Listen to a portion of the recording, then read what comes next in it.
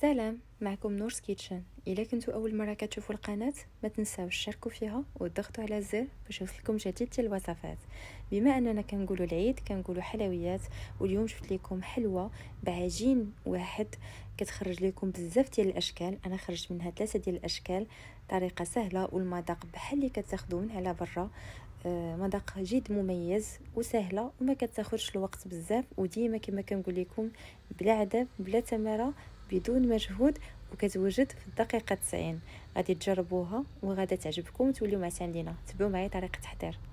اول حاجه غادي نحتاجوا ليها اللي هي الزبده اللي نكونوا خرجناها من قبل. انا هنا احتاجيت 250 غرام ديال الزبده، من الاحسن تكون حيوانيه، ما توفراتش ماشي مشكل. من بعد غادي نضيفوا ليها كاس لاروب ديال السكر سنيده، واحد قبيصه ديال الملحه غير باش كنصحوا لينا الذوق.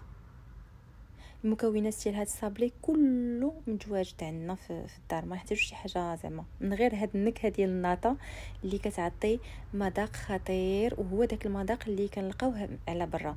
ما بغيتوش ديروها ولا ما توفراتش عندكم تقدروا تستغناو عليها، مي هي كتعطي لذه زوينه للصابلي.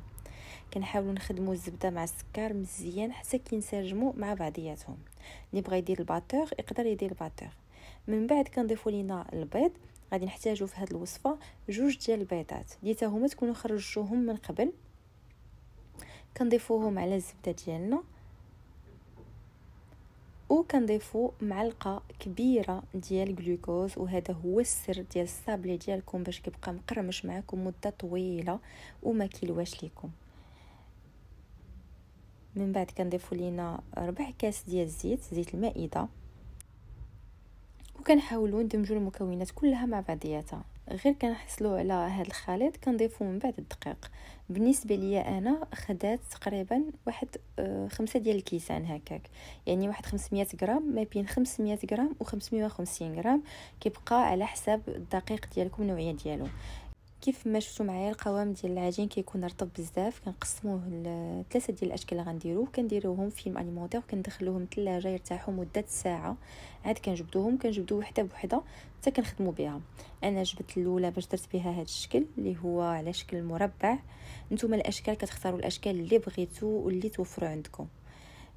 من بعد كنقسموا الكميه كلها وكنديروا فيها ديك الحفيره باش كنلاصقوهم. بالنسبه لي انا طلقته رقيق باش نلاصقو، كتجي وحده فوق من وحده. الشكل الثاني اختاريت ندير ليه هكا بحال شكل مستطيل، حتى هو درته في صينيه الفرن وخليته. والشكل الثالث درته على شكل شميشه. بالنسبه انا درتو على شكل شميشه بهاد لي فون دو طارت اللي عجبني الشكل ديالهم. بالنسبه للشكل الاول خديت الكوك ودرت فيه لاغوم ديال الحامض، ودرت لاصقت وحده على وحده بالكونفيتور ديال المشماش ومن على برا، وفنتها في هذاك الكوك. وغادا نزينها بشوكولا بلون وب الورد. نتوما تقدروا ديروا التزيين اللي بغيتو. بالنسبه للفرن من قبل كنكونوا سخناه على 170 درجه، كنديروا معافيه مهيله حتى كيطيب معنا وراه ما كيتحمر. بالنسبه للشكل الاول اختاريت ندير ليه الشوكولا بلون كما قلت لكم، الورد كيبقى الزين راجع لكم. بالنسبه للشكل الثاني المربع دهنته بناباج من ما بيناتهم بجوج ومن الفوق، ودرتو في كاوكاو كونكاسي ودرت عليه كراميل. وبالنسبه للشكل الثالث درت هذاك الكاوكاو كونكاسي درتو في الشوكولا وانغوبيت هذاك الشكل ديال الشميشه، ودرت عليهم هذوك لي بيد شوكولا، دوك الحبيبات ديال الشكلات في 3 لوينات.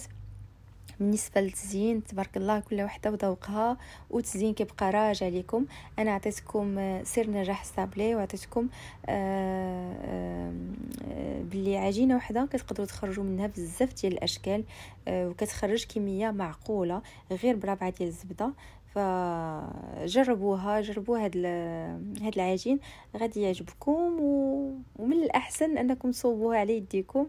كتجي غزاله كتحمق وكتخرج كميات وفيره كيف ما قلت لكم. جربوا ردوا عليا اخبار بصحه والراحه.